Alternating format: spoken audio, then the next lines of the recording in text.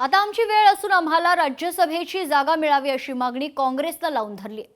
राज्यसभेच्या एका जागेसाठी महाविकास आघाडीतील 3 पक्षांनी दावेदारी केली आहे। येत्या आठवड्यात अर्ज दाखल करायचा आहे, पण अद्याप तिन्ही पक्षात यावर एकमत झालेलं नाही। राज्यसभेच्या 7व्या जागेसाठी भाजपकडून ट्विस्ट येण्याचीही शक्यता आहे। पाहूयात।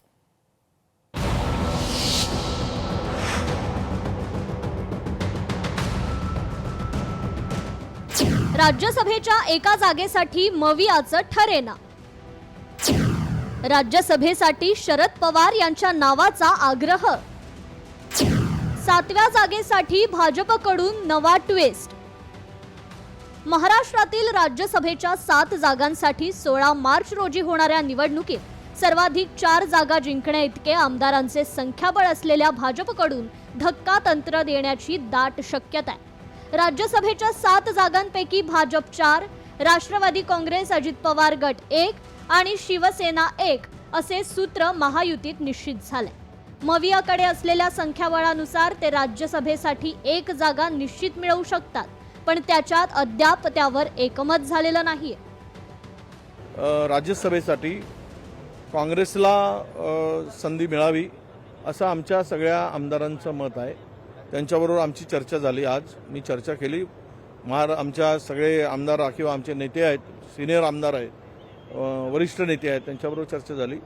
त्यामधून उद्धव साहेबांनी राज्य विधान परिषद घ्यावी आणि राज्यसभा काँग्रेसला मिळावी। उद्या नॅशनल पॉलिटिक्समध्ये काँग्रेसला राज्यसभेमध्ये संख्याबळ आवश्यक आहे अशी एकूण आमच्या लोकांची भावना आहे। महाविकास आघाडीत राज्यसभेच्या एका जागेसाठी कोणाला उमेदवारी मिळणार यावरून सध्या चर्चा सुरू आहे। या चर्चेला दुजोरा देत ठाकरे गटाचे नेते संजय राऊत यांनी त्या जागेवर ठाकरे सेनेचाच हक्क असल्याचा दावा केलाय। दावा का नसेल? प्रत्येक जण आपापला दावा सांगतच असतो, कारण प्रत्येक पक्षाचा सदस्य निवृत्त झाले आणि राज्यसभेमध्ये आपला सदस्य असावा हे प्रत्येकाला वाटतं।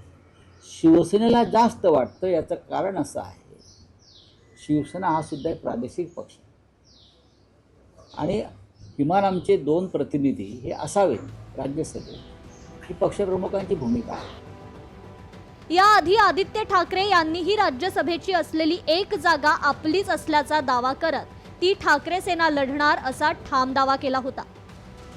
पवार साहेबांबद्दल आदर आहे, आमचे कौटुंबिक संबंध आहेत, त्यांच्याबद्दल सर्वात मोठा आदर आमच्या मनात आहे। पण जर तुम्ही MVA किंवा इंडिया आघाडीच्या जे काही प्रिन्सिपल्स आहेत त्याच्याप्रमाणे गेलात तर ही सीट आमची आहे आणि त्याच्यावर आम्ही दावा ठेवलेला आहे। दुसरी गोष्ट म्हणजे मोठं नाव जर झालं मग पुढच्या वेळी काँग्रेस मोठं नाव आणेल, मग राऊत साहेबांची सीट आम्हाला द्यावी लागेल, मग तिसऱ्या वेळी कोणतरी अजून मोठं नाव येईल, मग आम्ही सीट घ्यायचंच नाहीत का? आणि मग MVA ज्याच्यावर बनलेलं आहे ते कसं, मग रोटेशन मग काय करायचं?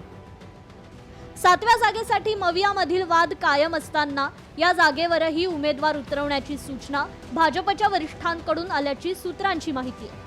भाजपला 7वा उमेदवार निवडून आणायचा असेल तर 20 मतं अतिरिक्त आणावी लागतील आणि ते साध्य करायची तयारी महायुतीनं केल्याचं समजतंय।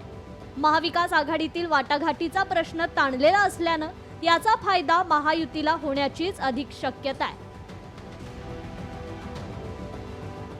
ब्युरो रिपोर्ट, लोकशाही मराठी, मुंबई।